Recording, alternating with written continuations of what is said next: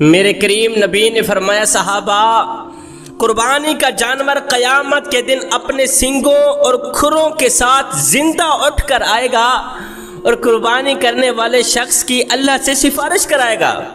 کسی صحابی نے عرض کی آقا یہ قربانیاں کیا ہیں؟ میرے نبی نے فرمایا یہ تمہارے دادا جد الانبیاء جنہوں نے 86 سال کی عمر میں اللہ سے رو کر اولاد مانگی، جب اللہ نے اولاد سے نوازا، پھر جب دینے کی باری آئی، قربانی کی باری آئی تو پھر پرواہ نہیں کی، اپنے لخت جگر نور نظر بیٹے کو زمین پر لٹھایا، اللہ کی رضا کے لیے اللہ کے حکم پر اوپر سے چھری چلا دی۔ یہ اس بابا حضرت ابراہیم علیہ السلام کی سنت مبارکہ ہے۔ قربانی کیا ہے؟ یہ تمہارے دادا حضرت ابراہیم علیہ السلام کی سنت ہے۔ کسی نے پوچھا آقا قربانی کرنے کا اجر کیا ہے؟ میرے نبی نے فرمایا قربانی کے جانور کی کھال کے اوپر جتنے بال ہوتے ہیں نا، ہر ایک بال کے برابر تمہیں نیکیاں ملتی ہیں۔ اب کسی نے عرض کی آقا مینڈھا، دمبا، بھیڑ یہ ایسے جانور ہیں جن کی کھال کے اوپر لاکھوں کروڑوں کی تعداد میں بال ہوتے ہیں، کیا ان بالوں کے بدلے بھی ہمیں ثواب ملے گا، نیکیاں ملیں گی؟ ان کھالوں کے اوپر تو لاکھوں کروڑوں کی تعداد میں بال ہوتے ہیں، پھر ہمیں لاکھوں کروڑوں کی تعداد میں نیکیاں ملیں گی؟ اللہ کے رسول نے فرمایا اون کے قربانی کے جانور کا اجر بھی اسی طرح ہی ملے گا۔ سبحان اللہ۔ ایک دن میرے کریم نبی صلی اللہ علیہ وآلہ وسلم، عید الاضحیٰ کا دن ہے، میرے کریم نبی نے عید الاضحیٰ کی نماز ادا کی۔ عید الاضحیٰ کی نماز ادا کرنے کے بعد واپس تشریف لے آئے تو آپ کی خدمت میں ایک مینڈھا پیش کیا گیا۔ صحابہ نے عرض کی آقا آپ قربانی دیں۔ آپ کے ہاتھ میں چھری پکڑائی گئی، مینڈھے کو زمین پر لٹایا گیا۔ میرے نبی نے سب سے پہلے پڑھا اللہ اکبر اللہ اکبر، لا الہ الا اللہ واللہ اکبر اللہ اکبر وللہ الحمد۔ اس کے بعد تکبیر پڑھتے ہوئے یہ کہتے ہوئے اللہ کے نبی نے قربانی دی مینڈھے کی کہ یا اللہ یہ مینڈھے کی قربانی میری طرف سے ہے اور میری امت کے ان تمام غریبوں کی طرف سے ہے جو قربانی کرنے کی استطاعت نہیں رکھتے۔ اللہ اکبر۔ یہ کہتے ہوئے اللہ کے رسول نے قربانی دی مینڈھے کی کہ مالک یہ قربانی ایک تو میری طرف سے، دوسرا میری امت کے ان تمام غریبوں کی طرف سے جو قربانی کرنے کی استطاعت نہیں رکھتے، جن کے پاس پیسہ نہیں، جن کے پاس مال نہیں، جن کے پاس دولت نہیں۔ غریبوں کے مقدر کو سلام، غریبوں کی عظمت کو سلام، جن کی قربانی اللہ کے رسول نے خود ادا کی ہے۔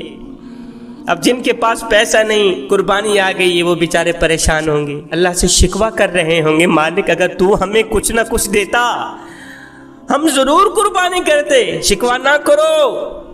غریبوں کی عظمت کو سلام، ان کے مقدر کو سلام، جن کی قربانی اللہ کے رسول نے خود ادا کی۔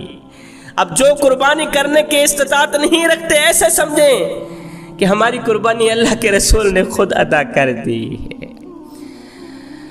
اصل قربانی کی حقیقت یہ ہے کہ عاشق خود اپنی جان کو اللہ کے حضور پیش کر دے۔ اصل قربانی کی حقیقت یہ ہے۔ اللہ کی رحمت دیکھیے، اللہ فرماتا ہے کہ تم جانور ذبح کرو، ہم ایسے سمجھیں گے کہ تم نے خود اپنے آپ کو ہمارے نام پہ ذبح کر دیا۔ اللہ کو یہ گوارا ہرگز نہیں ہوا، اللہ نے حکم دیا ہے کہ تم جانور ذبح کرو، تمہیں اپنے آپ کو ذبح کرنے کا ثواب دیا جائے گا۔ ذوالحج کا چاند نظر آیا، عید الاضحیٰ کا چاند نظر آیا، ایک غریب شخص روتا ہوا حضرت سیدنا عمر فاروق رضی اللہ تعالی عنہ کی خدمت میں حاضر ہوا، عرض گزار ہوا یا امیر المومنین غریب ہوں، صبح کو کھاتا ہوں شام کے لیے نہیں ہوتی، شام کو کھاتا ہوں صبح کے لیے نہیں ہوتی، کوئی ایسا وظیفہ بتائیں کہ اللہ تعالیٰ مجھے مالا مال کر دے، اللہ تعالیٰ مجھے محتاجی سے دور کر دے، غربت سے دور کر دے۔ غربت نے میرے گھر کو لپیٹ رکھا ہے، محتاجی نے مجھے لپیٹ رکھا ہے، میں اس محتاجی سے دور ہو جاؤں۔ ذوالحج کا چاند نظر آیا تھا اسی رات۔ حضرت عمر فاروق رضی اللہ تعالیٰ عنہ نے فرمایا میاں حج کا مہینہ ہے، عید الاضحیٰ کا مہینہ ہے، یہاں سے فائدہ اٹھاتے ہیں، میں تمہیں ایک ایسا وظیفہ دیتا ہوں، پڑھ امیر بن جائے گا۔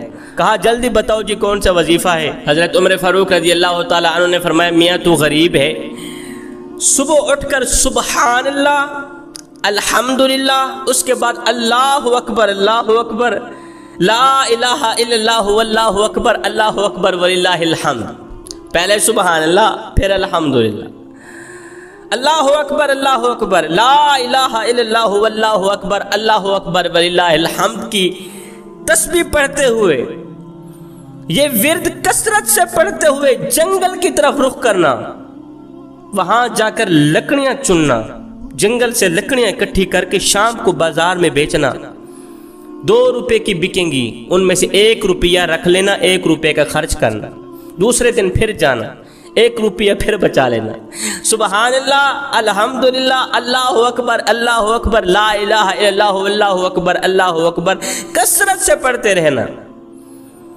میرے ان وظیفوں کا دامن ہرگز نہ چھوڑنا، یہ بھی پڑھتے رہنا، لکڑیاں بھی چنتے رہنا۔ اس نے ایسا ہی کیا، سبحان اللہ الحمدللہ اللہ اکبر لا الہ الا اللہ واللہ اکبر اللہ اکبر وللہ الحمد کی تسبیح پڑھتے ہوئے اس نے جنگل کی طرف رخ کیا۔ سارا دن وہ لکڑیاں اکٹھی کرتا رہا، شام کو بازار میں گیا، 2 روپے کی لکڑیاں بک گئیں، 1 روپیہ رکھ لیا، 1 روپیہ خرچ کر لیا۔ تھوڑے دن بعد اس نے ایک اور دھندا شروع کر دیا، کوئی اور کاروبار شروع کر دیا۔ ایک دن آیا کہ وہ بہت بڑا تاجر بن گیا۔ ایک دن کسی نے اس سے پوچھا تو غریب تھا، صبح کو کھاتا تھا، شام کے لیے نہیں ہوتی تھی، آخر کس چیز نے تجھے اتنا بڑا امیر بنا دیا؟